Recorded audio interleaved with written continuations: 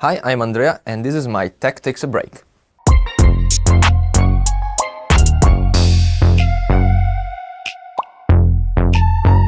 So my journey as an influencer started back in the days where I was still at school, at high school. I was a nerd and I started teaching others how to do stuff they cannot figure out.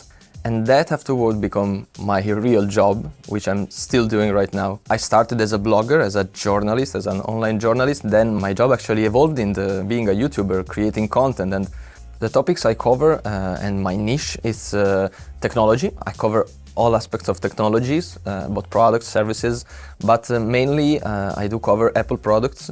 People recognize me on the streets, even outside Italy. It has happened in the Times Square in New York, in a famous shop there. The biggest challenge in this job is to always evolve what you do. I don't think it's a challenging work. It may get boring sometimes when the technology doesn't evolve so much. When there is new stuff to cover, it's very exciting. Of course, the first suggestion I can give to other people who want to start this journey as a tech influencer is to choose the right niche, of course. So smaller the niche, the better. After that, choose the right social medias or the right service to publish your content. So my suggestion is to go all in for the videos. If a video performs really well, I try to analyze it as much as I can because I want to figure out why was this so different from the others. The best part of it is that you get to talk about what you like. In the beginning, don't look at it as a new job, as a new opportunity. Just do it because you like it. And if a lot of people will engage, maybe it will turn in a real job. In the first part of my career, it was tough because sometimes there were very personal, very angry comments, very bad words also.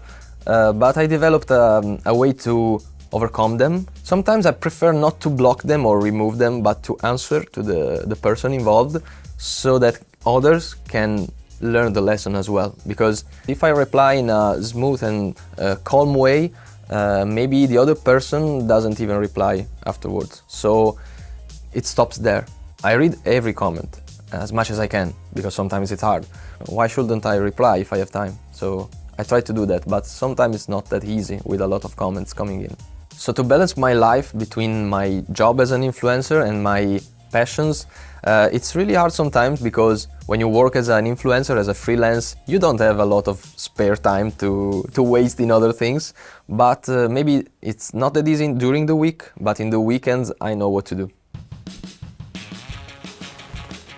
As you can guess, I'm riding a motorbike.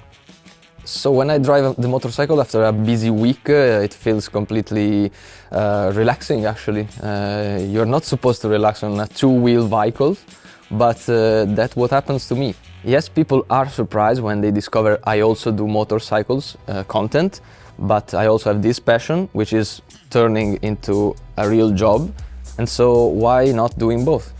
In tech I'm more like serious, more like compose, and in the motorcycle field you have to be more relaxed. So I'm now mixing these two kinds of styles together. Well, my passion for motorcycle began when I was really young. My first motorcycle, it was a Yamaha MT-07, and yeah, I do remember the first wheelies with that bike. No, I've never been into motorcycle racing, but also that can change in the near future.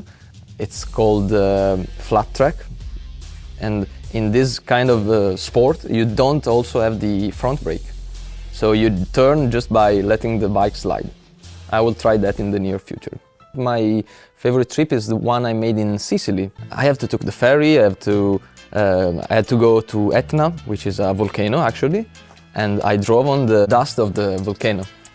So one of the trips I will be making in the near future is one in the Himalayas in India. It will take 10 days, so it will be pretty high, and I am a bit scared but also very intrigued by this trip. So when I get an invitation for a press test for a new bike, it usually happens very fast because you get on the bike, you start testing it, you feel how the bikes behave, the engine, the suspensions, and then the creation part starts. So it's always the same. tripod, camera, microphone, and everything else just flows because you have to just create content. So that is how it began, and it's still going.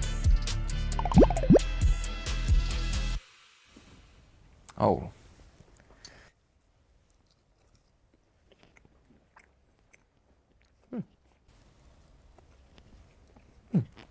Tasty. I'll go for the schnitzel.